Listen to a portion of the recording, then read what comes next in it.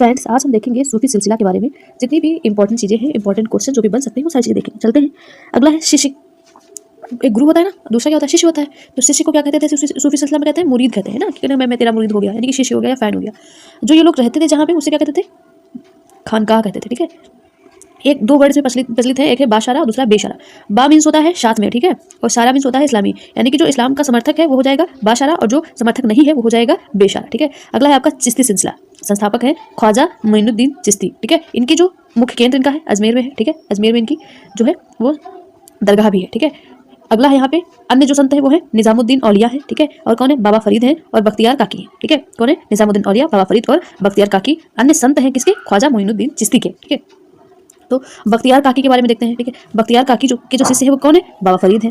ये क्रोलॉजी में बहुत बार पूछता है, बख्तियार काकी के शिष्य बाबा फरीद हो जाएंगे। उनकी रचनाएं क्या है, गुरु ग्रंथ साहिब में लिखी हुई है। ठीक है, तो कई बार पूछा गया किसकी रचनाएं जो है वो गुरु ग्रंथ साहिब में लिखी गई है, तो बख्तियार काकी की जो रचनाएं हैं वो, सॉरी, बाबा फरीद की जो रचनाएं हैं वो गुरु ग्रंथ साहिब में लिखी हुई है।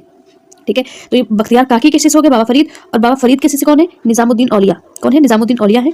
दिल्ली के 7 सुल्तानों का कार्यकाल इसने देखा। किसने देखा है, निजामुद्दीन औलिया ने। ठीक है, अगला यहाँ पे है जो शिष्य हैं, अगले निजामुद्दीन औलिया के शिष्य कौन है, 2 शिष्य हैं, एक है शेख सलीम चिश्ती और अमीर खुसरो। ठीक है, निजामुद्दीन औलिया के 2 शिष्य हैं, एक है शेख सलीम चिश्ती और अमीर खुसरो।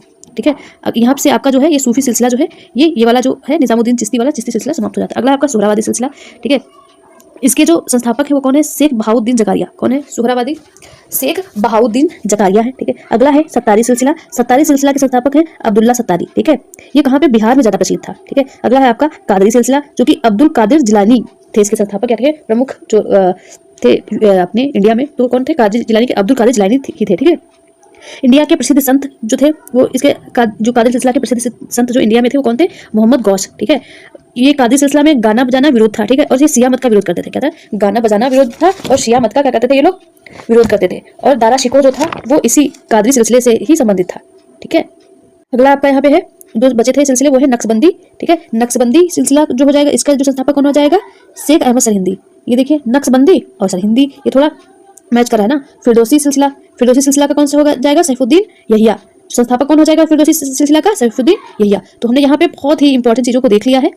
आई होप आपको ये बहुत हेल्प करेगा। ठीक है, तो इसे याद कर लीजिएगा क्योंकि ये इससे क्वेश्चन आपसे पूछे जा सकते हैं। मिलते हैं नेक्स्ट इंपॉर्टेंट टॉपिक के साथ, तब तक के लिए बाय बाय।